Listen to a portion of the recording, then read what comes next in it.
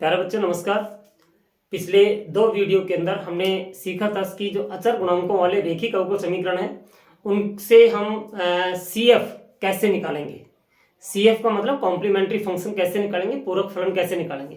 किसी भी अवकल समीकरण जो अचर गुणांकों वाले रेखिक अवकल समीकरण है उनको यदि हमें हल करना है तो व्यापक हल ज्ञात करना है तो उसको दो भागों में निकलता है, वो एक पूरक फलन के रूप में, एक विशिष्ट समाकल के रूप में, और इन दोनों का योगफल ही उसका व्यापक हल होता है। तो हमने सीएफ निकालना सीख लिया था कि कैसे हम सीएफ निकालते हैं। तो आइए हम क्वेश्चन से हम डायरेक्ट करते हैं। तो क्वेश्चन से, क्योंकि पिछला आपने वीडियो देखा होगा उसमें जरूर आपको थोड़ा सा मुश्किल लगा होगा वो समझने में, लेकिन जैसे हम क्वेश्चंस करेंगे तो वो बहुत आसान हो जाएगा। तो थर्ड ए का जो या फर्स्ट एक्सरसाइज जो होगी उसका जो पहला क्वेश्चन है वो देखते हैं। और ये मैं जेपीएच की बुक जो है अवकल समीकरण, ये वाली बुक है जेपीएच की, ये इस बुक से मैं सॉल्व करा रहा हूँ। इस बुक का पूरा कंप्लीट सॉल्यूशन आपको यहाँ पे मिलेगा। 15 क्वेश्चन है इसके अंदर, 15 के 15 इस वीडियो के अंदर हम सॉल्व करने की कोशिश करते हैं।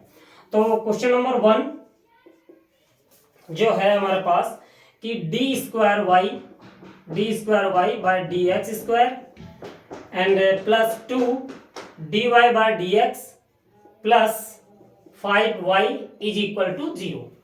ये हमारे पास अवकल समीकरण है। मैंने जो आपको बताया था वो n कोटि की अवकल समीकरण बताई थी, क्योंकि वो व्यापकता के आधार पर हम लेके चल रहे थे कि भाई चाहे कितनी भी कोटि आ जाए वहां पे कोई दिक्कत नहीं है। लेकिन यहाँ पे हमारे पास सिर्फ 2 ही कोटि की अवकल समीकरण दी हुई है। इस 2 कोटि के अवकल समीकरण का व्यापक हल हमें ज्ञात करना है। तो सबसे पहला काम हमें जो करना है वो है इसको सिंबॉलिक फॉर्म में रखेंगे, यानी कि जो डिफरेंशियल ऑपरेटर है उसका यूज करके हम इसको सॉल्व करेंगे।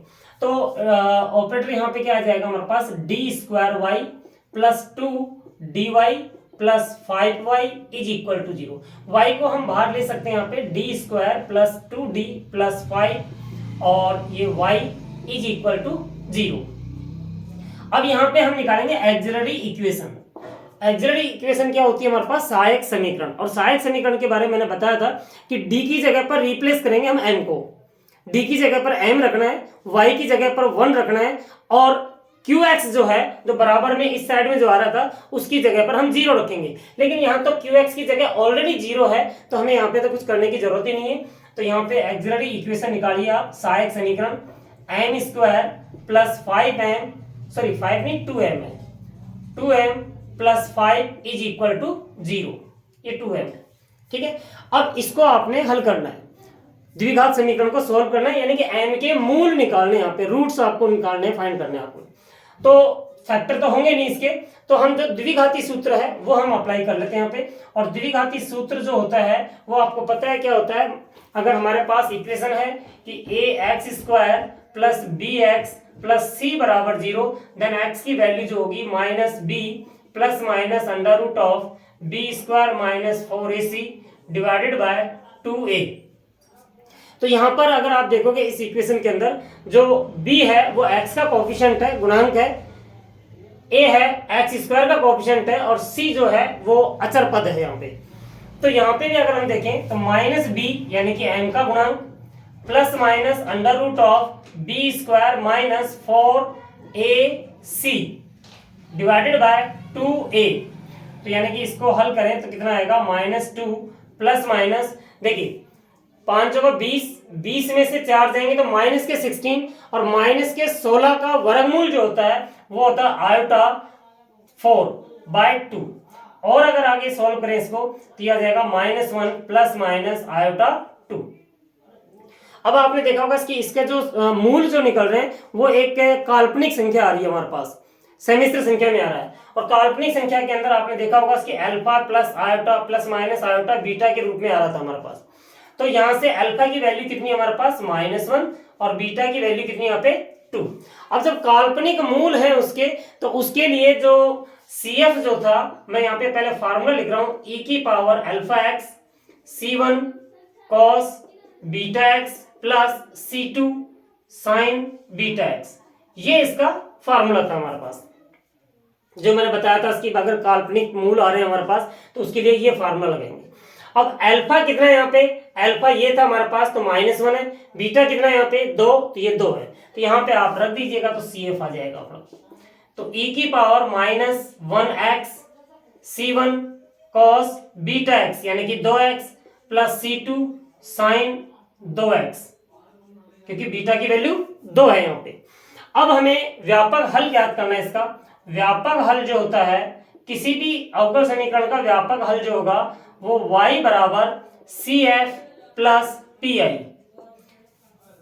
लेकिन मैंने बताया था आपको PI हम तभी फाइंड आउट करेंगे जब बराबर में QX होगा, यानी कि x का फलन होगा। अगर x का फलन नहीं है, वहां पे 0 है, तो उसका PI जो होता है वो शून्य होता है, 0 होता है। तो PI तो यहाँ पे शून्य हो जाएगा। तो y बराबर आंसर कितना आएगा, e की power minus x C1 cos 2x plus C2 sin 2x, और यही हमारा आंसर होगा इसका। शायद समझ में आ गया होगा आपको। नहीं आया हो तो दोबारा से देखना वीडियो को, जरूर समझ में आ जाएगा। फिर भी नहीं आता समझ में तो आप कमेंट्स करके कह सकते हो, मैं दोबारा से समझाऊंगा इस चीज को। चलिए अब दूसरा क्वेश्चन करके देखते हैं।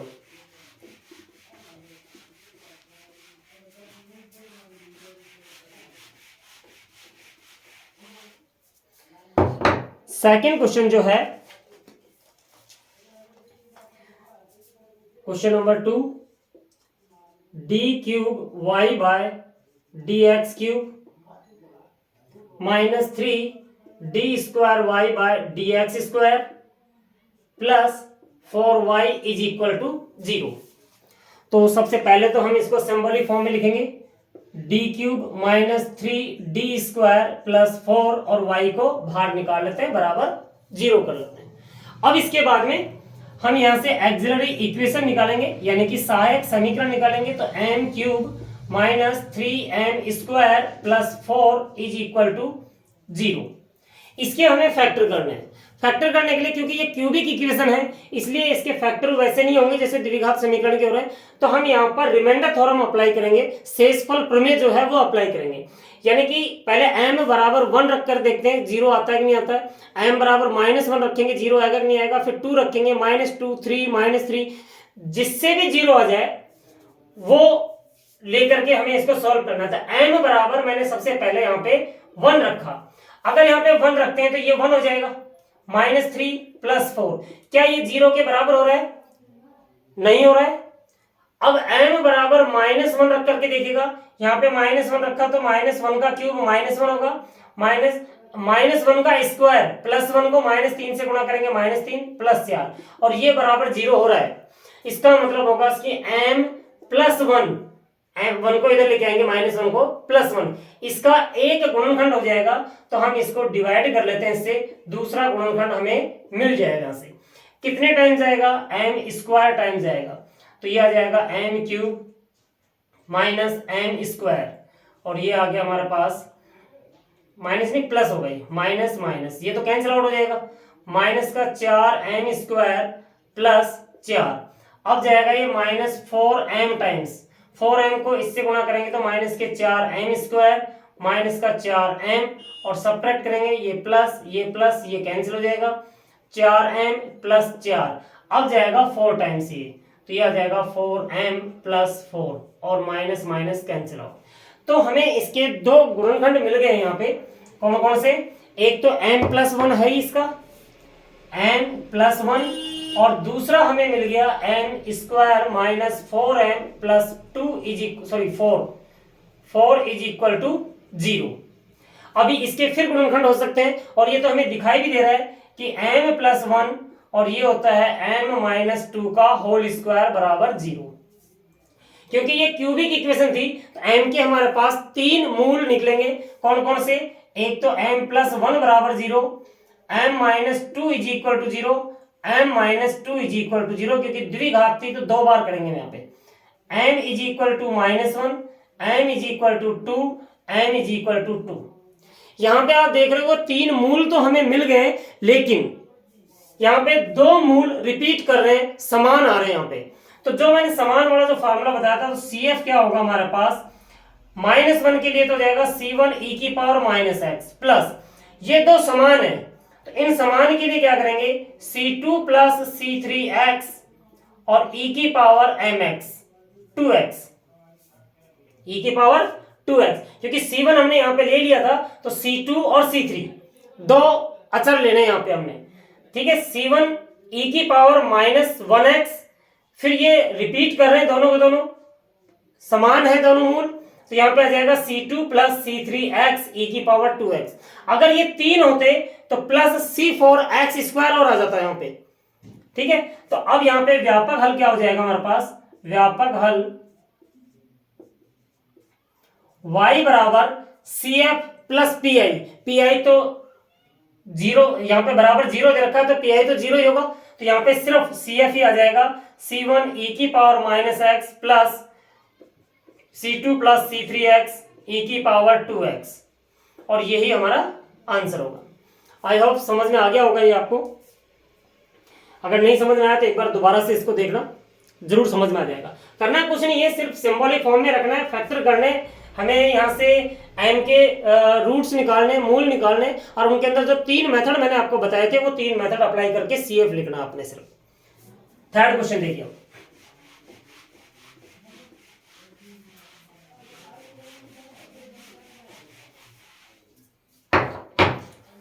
Question number third.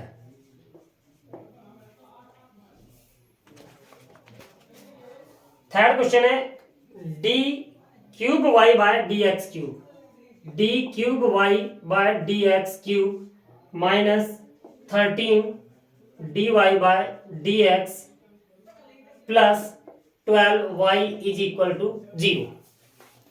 ये इक्वेशन हमारे पास। देखिए सबसे पहले आप इसको सिंबॉलिक फॉर्म में लिखिएगा, d cube minus 13d plus 12 y बाहर आ जाएगा is equal to 0। Auxiliary equation देखिए इसकी क्या होगी, एक्सिलरी इक्वेशन होगी m cube minus 13m plus 12 is equal to 0। इसके फिर फैक्टर करेंगे हम। फैक्टर कैसे, क्योंकि क्यूबिक इक्वेशन है तो वही सेम तरीका जो पिछला क्वेश्चन में किया था हमने, उसी प्रकार से इसका भी निकालेंगे। और इसका निकालने के लिए आप देखिए यहाँ पे m बराबर 1 रखेगा तो 1 यहाँ पे आ जाएगा, 1 यहाँ पे रखेंगे जो माइनस का 13 प्लस का 12 और 1 13 माइनस 13 0, यानी कि m बराबर 1 रखने से इसका वैल्यू 0 हो रही है, तो m माइनस 1 इसका एक फैक्टर हो जाएगा। तो इसको डिवाइड कर लेते हैं हम यहाँ पे, m स्क्वायर टाइम्स आएगा तो m क्यूब माइनस ये 1 ही है यहाँ पे माइनस m स्क्वायर, तो माइनस ये प्लस हो जाएगा, ये कैंसिल आउट। पहले ये लिखेंगे m square minus 13m plus 12। अब ये प्लस m टाइम्स आएगा तो m square minus m minus plus cancel out हो जाएगा, माइनस के 12m बचेंगे प्लस के 12। अब माइनस 12 टाइम्स आएगा ये, तो माइनस का 12m प्लस 12 और ये प्लस ये माइनस, ये तो कैंसिल आउट हो जाएगा। तो हमें यहाँ से 2 फैक्टर मिल चुके हैं इसके, एक तो m माइनस 1 और एक मिल गया हमें m square plus m minus 12 is equal to 0। ये 2 फैक्टर हमारे पास आ गए। इन दोनों फैक्टर्स के अभी इसके और फैक्टर हो सकते हैं हमारे पास, m माइनस 1 और इसके हो जाएंगे m माइनस 3 और m प्लस 4 हो जाएंगे is equal to 0। m minus 3 होगा और m प्लस 4, क्योंकि 4 3 12 होता है। तो यहां से m की हमारे पास 3 वैल्यूज आ गई हैं, 1 3 एंड माइनस 4, और तीनों ही अगर आप देखोगे अलग अलग है, तो अलग अलग होंगे तो CF निकालने में हमें कोई दिक्कत नहीं होना चाहिए। C1 e की power 1x plus C2 e की power 3x plus C3 e की पावर माइनस 4x। तो यहां से व्यापक हल निकालेंगे, तो व्यापक हल के लिए y बराबर CF प्लस PI तो यहाँ पे देखो बराबर 0 है तो PI तो 0 ही होगा, तो हमारा जो CF होगा वही इसका व्यापक हल होगा। तो यहाँ पे आ जाएगा C1 e की power x plus C2 e की power 3x plus C3 e की पावर माइनस 4x, और यही हमारा आंसर होगा। ठीक है, आप तो सिर्फ पिछला वीडियो जो है, अगर यहाँ पे कुछ दिक्कत आ रही है तो पिछला वीडियो जाकर के आप देखना, उस वीडियो के अंदर आपको क्लियरली बताया गया है कि CF हम कैसे निकालते हैं, क्योंकि 3 ही फार्मूले हमारे पास कि ये यहां तक तो कोई दिक्कत नहीं है सिंबॉलिक फॉर्म में। फिर उसके बाद में d की जगह पर m रिप्लेस करेंगे, y की जगह पर 1 और बराबर 0 रखेंगे। रखने के बाद में इसके फैक्टर करेंगे, फैक्टर करके m के रूट्स निकालने, m के मूल निकालने, और जो वो मूल आएंगे हमारे पास उनकी प्रकृति 3 प्रकार से हम डिफाइन करते हैं उनको। पहली प्रकृति क्या होगी कि सारे मूल अलग अलग हों और वास्तविक हों। दूसरी क्या होगी कि सारे मूल वास्तविक हों लेकिन कुछ मूल समान हों। और थर्ड क्या था हमारे पास कि कुछ मूल उसके काल्पनिक हों। तो यहां पर क्या था हमारे पास सारे मूल अलग अलग हैं, अलग अलग के लिए हमारे पास क्या फार्मूला था, ये था। अगर समान होंगे तो उसके लिए क्या फार्मूला होगा वो बताया हुआ है, और अगर काल्पनिक है तो क्या होगा उसके लिए बताया हुआ है। तो हमारे पास y बराबर ये आंसर आ जाएगा इसका। चलिए नेक्स्ट क्वेश्चन देखते हैं 4th नंबर पे।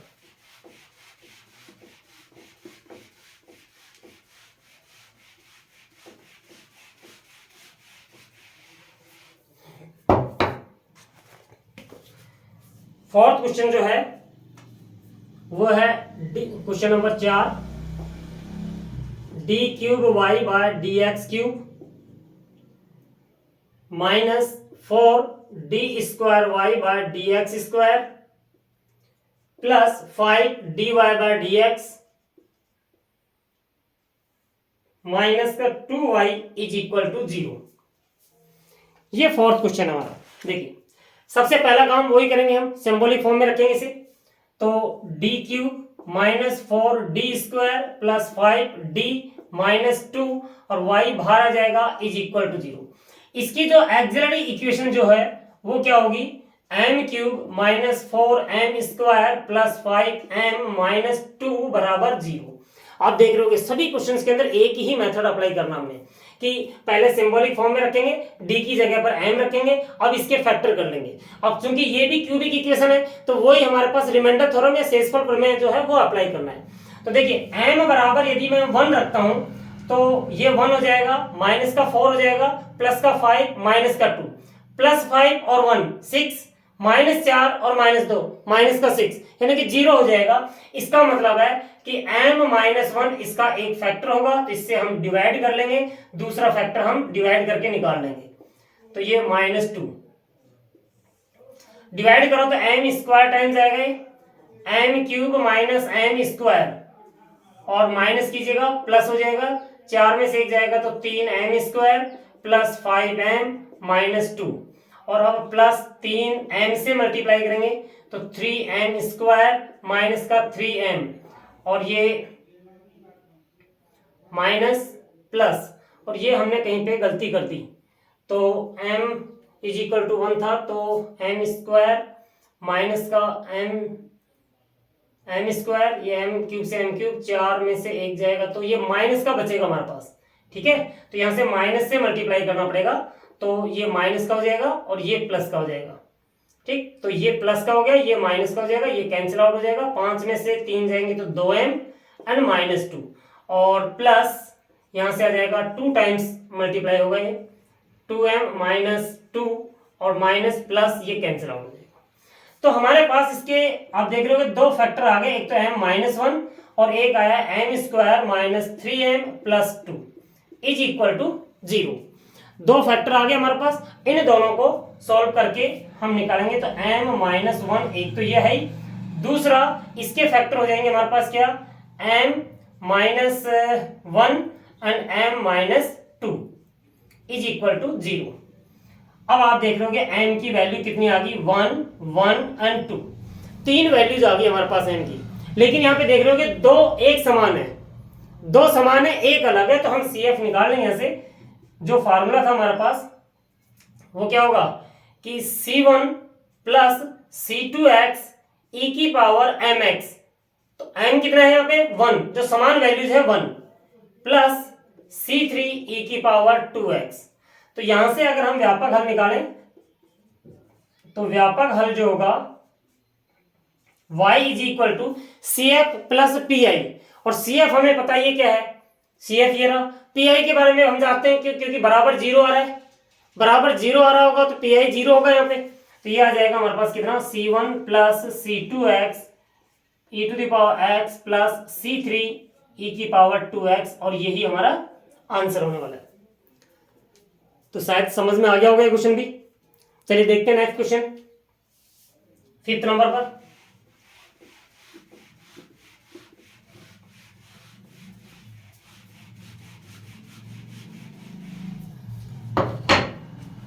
फिफ्थ क्वेश्चन जो है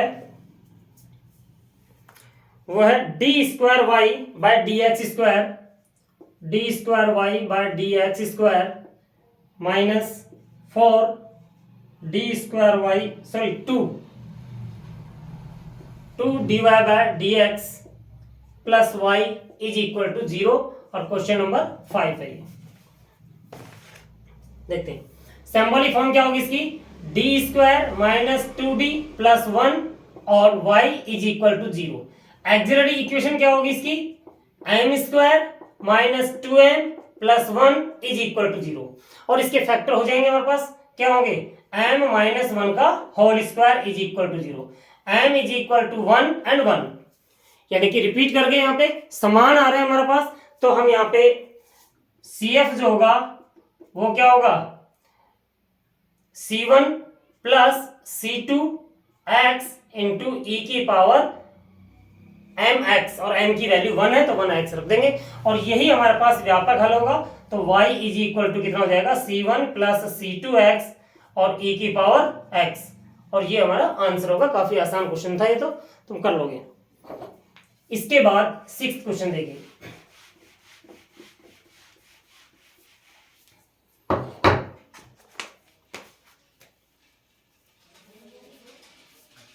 क्वेश्चन नंबर 6 और 6 है d square plus 5d plus 4 और y इज इक्वल टू 0। ये तो पहले ही हमें सिंबॉलिक फॉर्म में दे रखा है क्वेश्चन को, तो एक काम कीजिए, इसको आप एक्सिलरी इक्वेशन डायरेक्ट ही निकाल लीजिएगा। m square plus 5m plus 4 is equal to 0। और इसको सॉल्व कर लेना, तो इसके फैक्टर हो जाएंगे m square m plus 1 and m plus 4 is equal to 0। m की वैल्यू आ गई -1 और माइनस का 4। m की दो वैल्यू आई है, तो CF, और दोनों ही अलग अलग है यहाँ पे, तो CF क्या हो जाएगा, C1 e की power minus 1x plus C2 e की पावर माइनस 4x। और यही हमारा आंसर होने वाला है इसका। तो शायद बहुत आसान क्वेश्चन था, फैक्टर हो गए। यानी कि सभी क्वेश्चंस के अंदर हमें करना क्या है, सिर्फ फैक्टर करने, फैक्टर करने के बाद में m की वैल्यू निकालनी है, और m की वैल्यू आ जाएगी तो वहां से CF के 3 तरीके मैंने बताए हुए हैं, तो वो पिछले वीडियो में जाकर के आप जरूर देख लेना, अगर नहीं देखा आपने तो, क्योंकि पहले आपको वो देखना पड़ेगा, तभी जाकर के ये चीज समझ में आएगी। 7वां क्वेश्चन देखिएगा। 7वां क्वेश्चन है d cube plus 3d square plus 3d plus 1 और y इज इक्वल टू 0। देखिए यहाँ पे सिंबॉलिक फॉर्म में पहले हमें दिया हुआ है ऑलरेडी, तो इसको हम एक्सिलरी इक्वेशन निकालेंगे। और एक्सिलरी इक्वेशन जो होगी हमारे पास वो क्या होगी, m cube plus 3m square plus 3m plus 1 is equal to 0।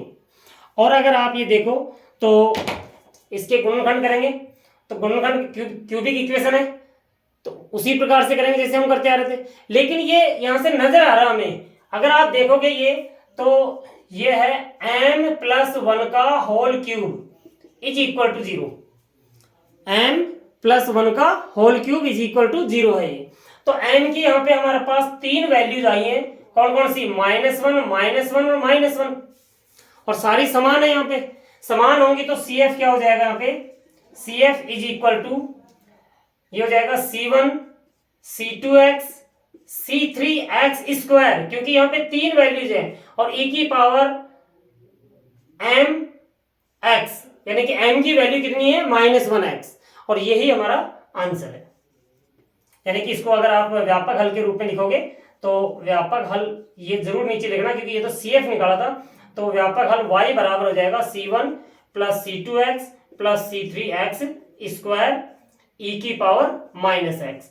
और यही हमारा आंसर होगा इसका, ठीक है, क्योंकि pi तो यहाँ पे क्या होगा, 0 होगा, पर्टिकुलर इंटीग्रल, तो क्योंकि बराबर में 0 आ रहा है यहाँ पे। ठीक है बच्चों, तो इस प्रकार से करके मैंने 7 क्वेश्चन सॉल्व किए हैं। 15 क्वेश्चन है, 7 क्वेश्चन मैंने सॉल्व कर दिए, क्योंकि वीडियो थोड़ा लंबा हो जाएगा, इसलिए इसको नेक्स्ट वीडियो के अंदर बाकी के जो 8 क्वेश्चन बचे हुए हैं वो नेक्स्ट वीडियो में करेंगे। यहां तक कंप्लीट करना और कोशिश करना 1-2 क्वेश्चन और करने की आप, अगर हो जाते हैं तो बहुत बहुत बढ़िया बात है, और नहीं होते हैं तो कोई बात नहीं, मैं यहाँ पे एक एक क्वेश्चन यहाँ पे करवाऊंगा। ठीक है बच्चों, थैंक यू।